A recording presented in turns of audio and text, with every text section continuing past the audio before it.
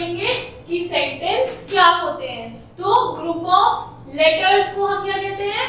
Words. And group of words जो एक meaningful किसी भी चीज का सेंस बने उसे हम क्या कहते हैं? सेंटेंस। तो sentence is a group of words जो कोई सेंस बनाते हैं। Read the following groups of words. First is cricket, the, we, afternoon, play, in. तो ये बस क्या है? ये ग्रुप ऑफ वर्ड्स तो है, बट क्या इन्हें पढ़ के कोई मतलब बन रहा है इनका? नहीं बन रहा। Second, go, where, did, in the morning, you, इसका भी कोई सेंस नहीं बन रहा है। तो the above groups of words do not make any sense. Now let's rearrange them as follows. मतलब इन ग्रुप ऑफ वर्ड्स का कोई सेंस तो बन नहीं रहा, अब इनको हम अरेंज करते हैं और एक प्रॉपर सेंटेंस बनाते हैं। तो we play cricket in the afternoon, हम क्रिकेट खेलते हैं आफ्टरनून में। Where did you go in the morning, तुम सुबह कहाँ गए थे? तो इन सेंटेंसेस का मतलब बन रहा है। As you see, now the above groups make complete sense. Thus, we can say that a sentence is a group of words having complete sense. मतलब ये जो group of words हैं, अब इनका complete sense बन रहा है। इस वजह से हम इनको कह सकते हैं एक sentence। तो एक sentence क्या होता है? Group of words having complete sense.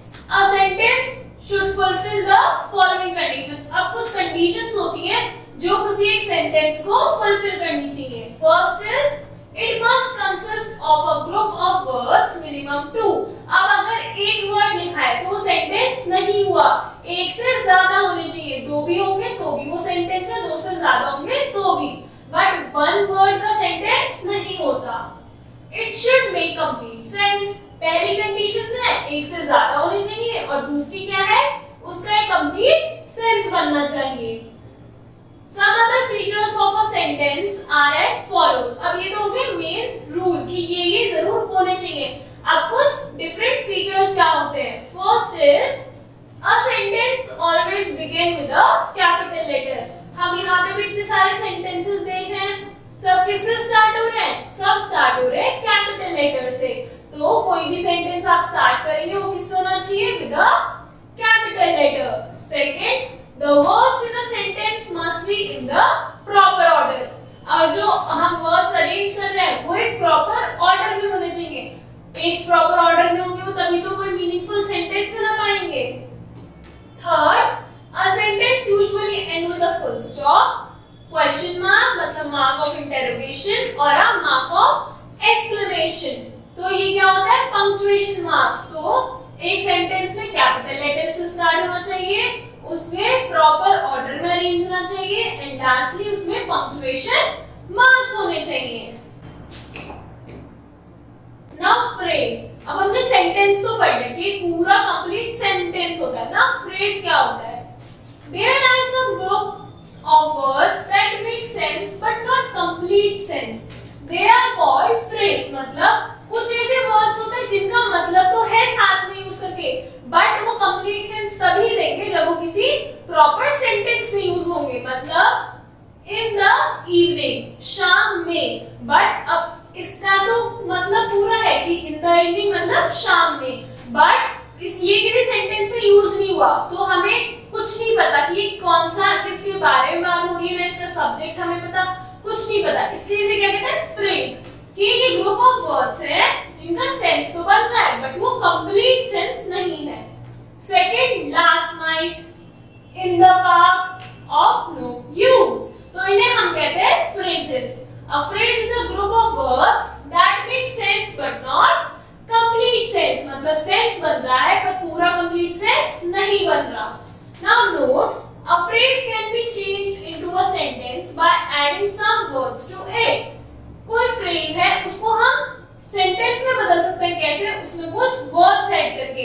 उससे क्या होगा? पूरा सेंटेंस, जो पूरा फ्रेज था वो क्या हो जाएगा? एक मीनिंगफुल सेंटेंस बन जाएगा। For example, we will go to the circus in the evening. अब यहाँ इन द इवनिंग था, अब हमने क्या करा? इन द इवनिंग के आगे पूरा सेंटेंस लगा दिया, तो उसका क्या होगा? एक कंप्लीट इवनिंग हम सर्कल्स लाएंगे कब? शाम में. Last night we had a grand party. This book is of no use to me. तो अब ये क्या होगा? फ्रेजेस का हमने क्या बना दिया? सेंटेंस में इन्हें कन्वर्ट कर दिया. Now second is clause. अब clause क्या होता है? फ्रेज तो हमें पता चल गया. अब clause क्या होता है? A clause is a group of words having a subject and a predicate. अब इसमें क्या होता है? एक सब्जेक्ट भी होता है और इसका प्रेडिकेट भी होता है. It may or may not make a complete sense. ये complete sense बना भी सकता है और नहीं भी बना सकता. If the clause makes a complete sense, it is called a principal clause, and if it doesn't make a complete sense, it is called subordinating clause. अब clause कितने टाइप के हो गए? दो टाइप के हो गए. Coordinate principal and second कौन सा हो गया? Subordinating clause. तो अगर कंप्लीट सेंस बना रहा है तो वो हुआ हमारा प्रिंसिपल क्लॉज, और नो कंप्लीट सेंस तो वो क्या हुआ? हमारा सबऑर्डिनेटिंग क्लॉज हो गया. Now we have a pet dog which is very intelligent. अब इसमें क्या है? अब हम देख सकते हैं व्हिच से सेंटेंस, दो सेंटेंस जुड़ रहे हैं. तो we have a dog. ये क्या हो गया? Complete sentence. ये हमारे पास एक डॉग है, पेट डॉग है. तो इसलिए से हमने क्या किया? Principal clause. अब सेकंड हुआ which is very intelligent. अब कौन इंटेलिजेंट है? किसके बारे में बात हो रही है? इस सेंटेंस से हमें वो समझ नहीं आ रहा, इसलिए क्या हुआ? Incomplete sense. इसलिए हुआ सबऑर्डिनेटिंग क्लॉज. तो दोनों क्लॉज हैं, बट ये क्या है? एक का कंप्लीट सेंस है, दूसरे का नहीं है. और जब इन दोनों हमने किनको क्लॉजेस को आपस में मिलाया तो एक प्रॉपर कंप्लीट सेंटेंस बन गया. Now note the main difference between a phrase and a clause is that a phrase has no subject और predicate, but a clause always has a subject and predicate. अब इसमें क्या है? अब इसमें we जो है, वी होता है pronoun, and nouns and pronouns are usually subjects. किसके बारे में बात हो रही है? और dog, pet dog, ये सब क्या है? ये भी एक noun है. तो ये हुआ हमारा क्या? predicate. तो इस clause में भी subject और predicate है और दूसरे वाले में भी, इसलिए इन्हें हम clause कहते हैं. phrases में ना subject होता ना predicate होता, वो define नहीं करे जाते. तो ये था main difference between phrase and clause. तो आज हमने क्या पढ़ा? सेंटेंस क्या होते हैं? ग्रुप ऑफ वर्ड्स जो साथ में अरेंज करेंगे in a proper order to make a complete sense. फिर हमने पढ़ा फ्रेज क्या होता है, देन क्लॉज. Now complete